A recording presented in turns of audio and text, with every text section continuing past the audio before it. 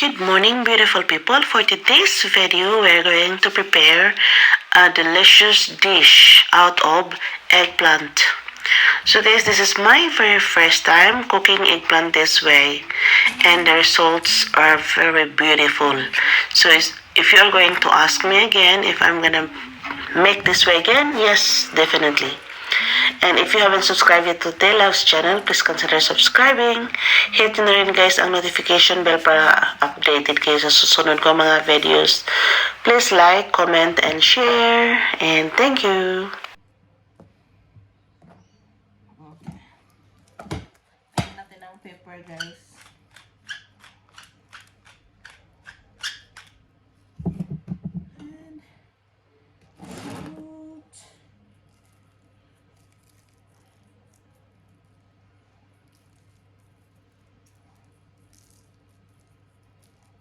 We will bake this one guys for 20 to 30 minutes, okay?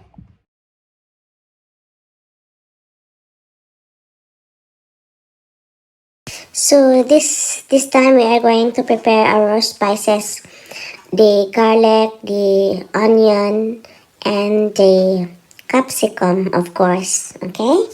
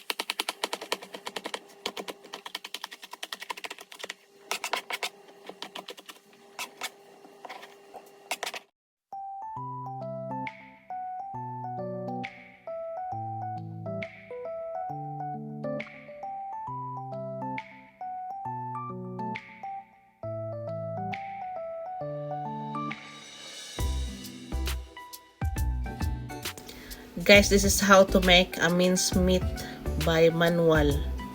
So I have my full processor, but I'm just wanting to do it manually. So that's how I made it.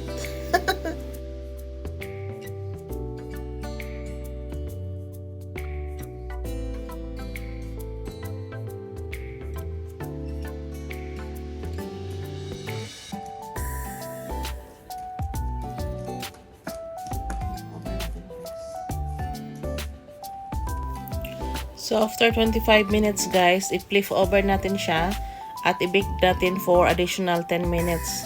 So 35 minutes lang natin siya i-bake all in all, okay?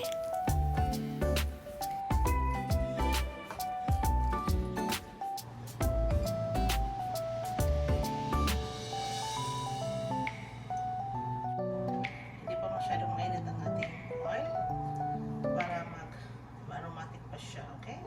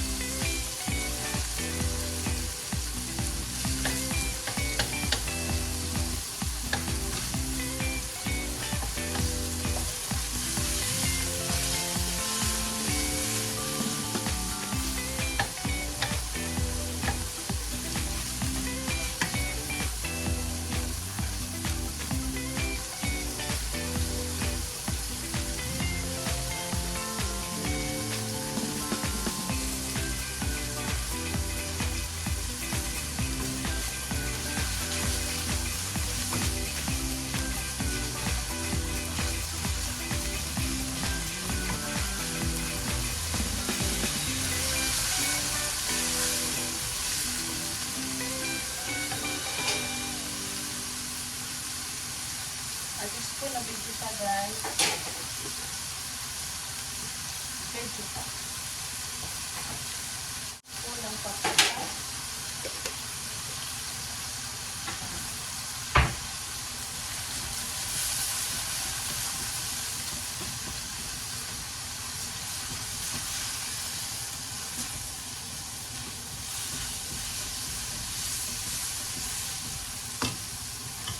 add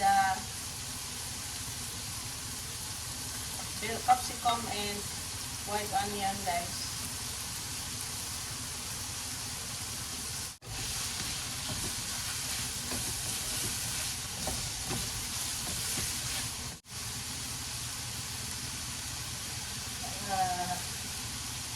Half tablespoon.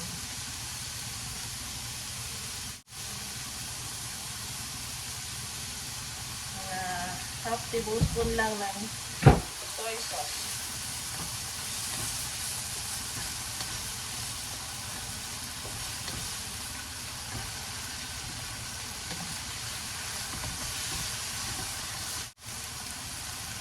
A tablespoon of tomato paste.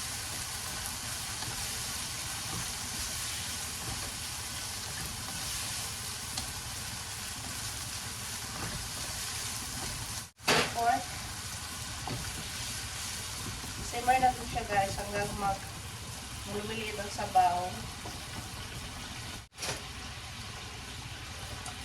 Lagyan natin ng 1 tablespoon of white sugar.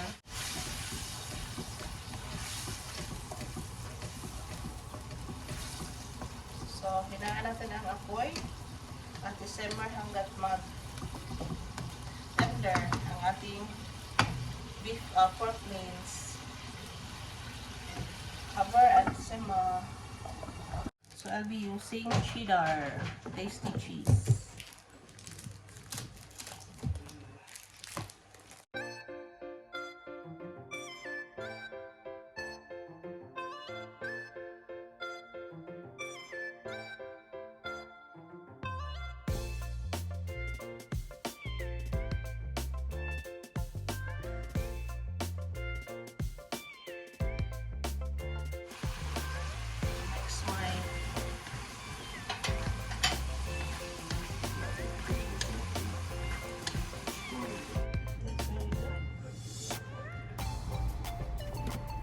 I will add a little bit of oil and flour.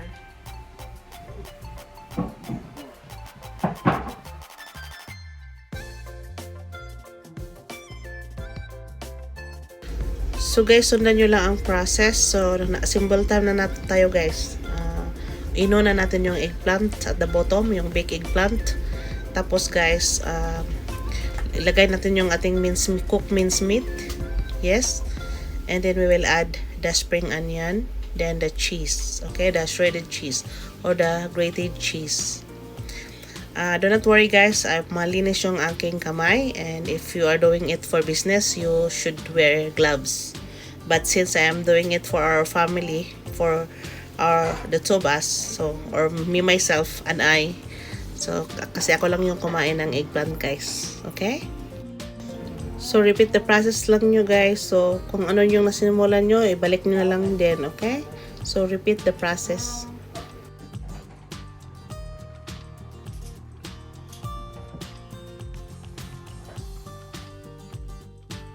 We will bake this for 20 to 25 minutes, guys, okay? So, after 20 minutes, guys, lagyan natin ng tomato slices, and this is optional. After lagyan natin ng tomato slices, guys, lagyan natin ng salt and pepper, then back to the oven for 5 to 10 minutes, okay? Here we go. This is now our final product, guys. So, guys, this is now our final product, our baked eggplant. Yes. I hope you can try this at your very own kitchen, and I wish you learned something about my preparations in baking. Thank you for watching. This is Tay Loves at your service. Okay? From my kitchen to yours. So guys, honestly, this is the best baked eggplant I ever made in my entire life. So my very first time. So if you ask me if I'm gonna bake it again, I will do the same thing. And this is so yummy. So I hope I can buy eggplant at the supermarket and do this again and again. This is so yummy, guys, okay? So, yes, guys. So thank you for watching, everybody. Super init. Yes. My guys. Thank you for watching. Look at the guys, perfect.